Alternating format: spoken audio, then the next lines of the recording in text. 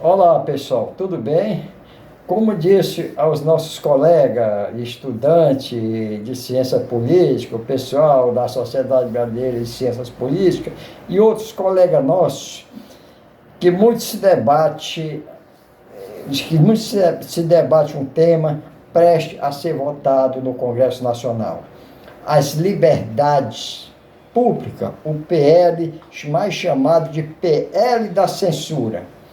E eu quero dizer também que a censura, veja só, a censura e democracia nos meios digitais. Seria bem melhor dizer censura na democracia e nos meios digitais. E que não há democracia, veja só, não há democracia sem liberdade plena de expressão e de pensamento livre. Isso é uma realidade, mas eu vou sentar, porque senão eu vou me aborrecer e vou me cansar. Mas tudo bem, como eu disse, não há democracia sem liberdade plena de expressão e de pensamento livre. Agora, minha preocupação a todos vocês, eu quero deixar minha preocupação,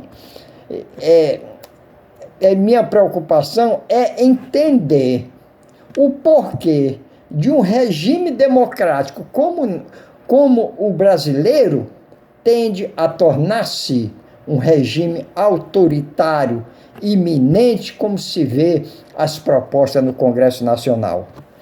Mas isso é tema dos parlamentares e nós temos que cobrar dele. Agora, é sintomático, vejamos, é sintomático e clara a percepção de que a democracia brasileira corre sério risco de se tornar um regime autoritário, jurídico e político. Isso é o caminho, pelo caminhar da carruagem, a gente está observando isso. As invenções de valores e as funções dos poderes se inverteram. Crises políticas, crises morais, ministro do Supremo Tribunal Federal tratando de assuntos políticos no Congresso Nacional e o Congresso Nacional tratando de justiça no Supremo Tribunal Federal. Com todo esse imbróglio, corremos perigo de censura e a democracia termina se degenerando. Vejamos, pessoal. Olha, o Brasil já passou de um regime militar para um regime político aberto e agora tende ou queremos passar para um regime autoritário de censura? Será que estamos vivendo uma recessão democrática? Bom, a pergunta é essa. Será que estamos vivendo uma recessão democrática? Ou o que está havendo? Não preciso dizer que sou contra qualquer tipo de censura, pois a censura é endêmica, sorrateira, maliciosa, lobo em pele de cordeiro. Quando se dá conta, você já não pode mais falar nada e o estrago está feito. E aí já é tarde, pessoal.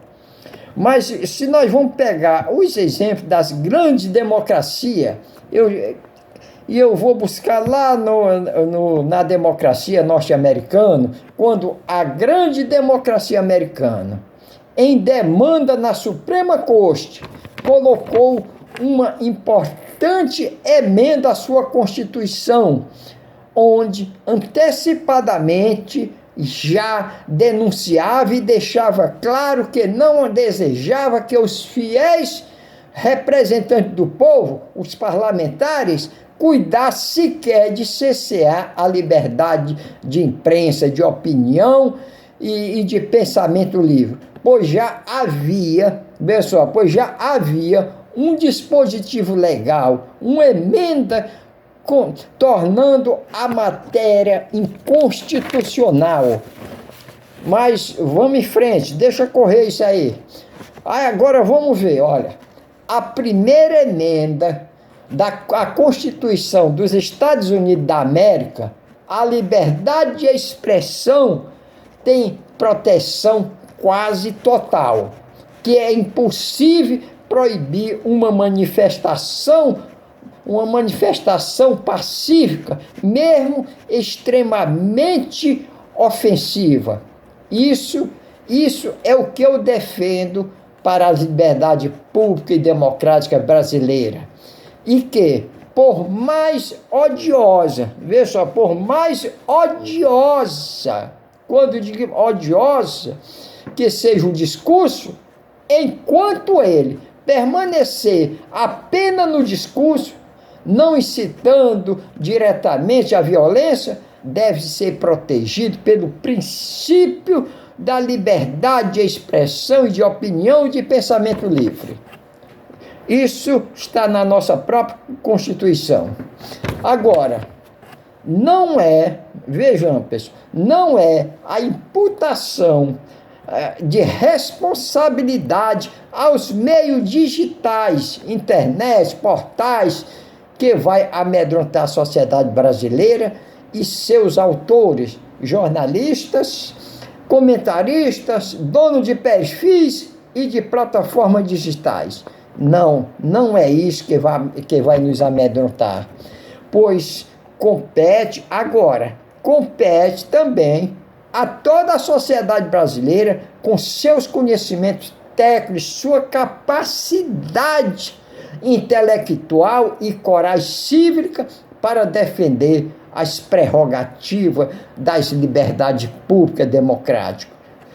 Agora vamos dizer, vejamos, a internet, além de informar, é um poderoso fator de opinião pública. Isso ninguém contesta. Isso veio só para ajudar, tem face boa, face ruim. Agora, não há de negar que os meios digitais, internet, plataformas digitais, além de informar o público, educam-o. Em muitos casos, ela educa. Quando da sua criação, o surto de progresso nas informações, nas letras, nas ciências, na política, desmontando quadrilha de gangster nos 3 poderes da República, no judiciário, no executivo, no legislativo, vem colocando uma pedra no calcanhar dos canalhas, corruptos, ladrões do dinheiro do contribuinte. Agora, sobre o ponto de vista moral, seus efeitos se faz sentir mais profundamente, veja só, seus efeitos faz sentir mais profundamente nos canalhas autoritários, aprendizes de ditadores insensíveis, covardes e medrosos que se escondem debaixo de uma toga ou de um mandato. Infelizmente, é isso que se vê. Todos se escondem debaixo de uma toga, debaixo de um mandato e não tem coragem sequer de sair à rua e encarar o povo. Esse é o que querem controlar os meios de comunicação, querem controlar a sua vida, o que você deve ou não falar ou fazer. Agora, a exposição de ideia, de pensamento, de ideologia, de crenças, cada dia se torna mais clara na internet. Por isso a internet é um meio em defesa da sociedade livre, em defesa da crítica, da cultura e do pudor. Agora, se vamos mexer na internet. Olha, a internet, quando bem dirigida, vejamos, a internet, os meios de comunicação, quando bem dirigido, é uma instituição social mais poderosa do mundo. Todos têm acesso, todos se comunicam, todos denunciam como pessoa e como cidadão consciente do seu direito e de suas responsabilidades. Agora, vamos pensar um pouco. vamos pensar um pouco sobre o que está acontecendo no Congresso, no PL, que regulamenta, que regulamenta, como ele diz, os PL que vêm regulamentar as liberdades públicas, a imprensa, que eu não sei nem o que estão fazendo, que vai ser votado na próxima semana, e que a gente até pede aos parlamentares muito cuidado ao votarem, vote consciente, com sua responsabilidade em favor da sociedade. Agora, porque o que eu quero dizer aqui é que qualquer regulamento, veja só, qualquer regulamentação da internet, se não vir acompanhado de uma consciência cultural, crítica e social, é um grande erro, é um perigo para as liberdades públicas. Nossos parlamentares devem ter cuidado ao votar esse tema delicado das liberdades, por um princípio de cultura, de ética e de respeito às liberdades públicas, que é um direito fundamental previsto na nossa Constituição.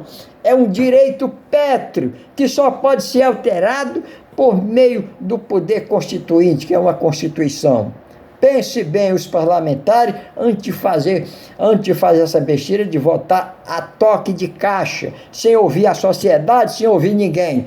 Porque eles estão lá porque a sociedade mandou. E a sociedade tem que se impor, exigir dos seus dirigentes, dos seus parlamentares que foram eleitos por eles, que estão lhe representando, respeito e decência na hora de votar. Isso não é um protesto, não é nada de protesto, não é nada, é uma realidade do que se está vendo na sociedade brasileira.